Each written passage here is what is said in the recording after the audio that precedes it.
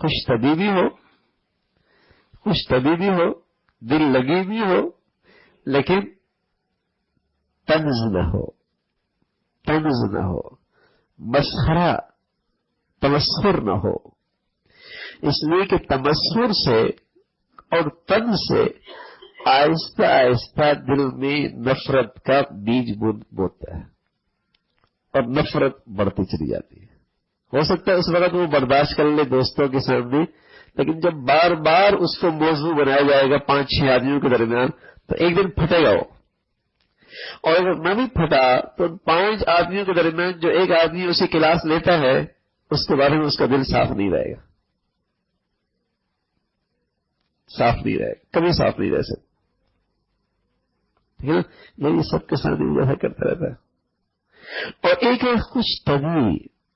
سبحان اللہ، اللہ کے نبی صلی اللہ علیہ وسلم نے اسے پسند فرمایا. ہر وقت پیشانی پہ بل نہ ہو.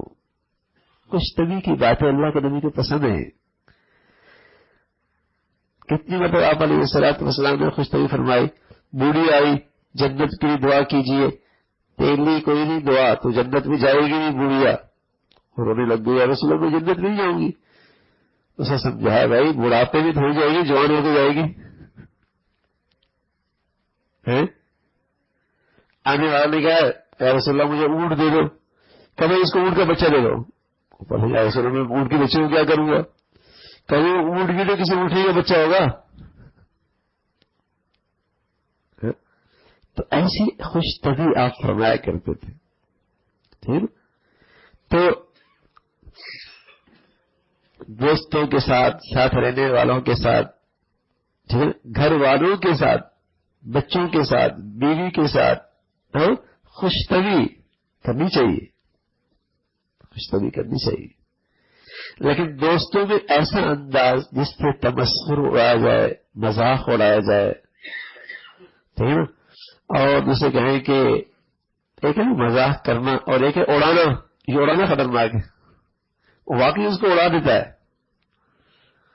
اس کی باتوں سے وہ بیچارہ اڑ جاتا ہے. یہ غلط ہے، اس کا نقصان ہے. یہ نقصان. اچھا ہمارے دوستوں میں کیا ہوتا ہے، جب تک کسی کو تمسخر اڑایا نہیں تو محفل میں مزہ ہی نہیں آتا، مجلس میں مزہ ہی نہیں آتا. ٹھیک ہے، لیکن اس کا نقصان ہوتا ہے، اس کا فائدہ نہیں ہوتا.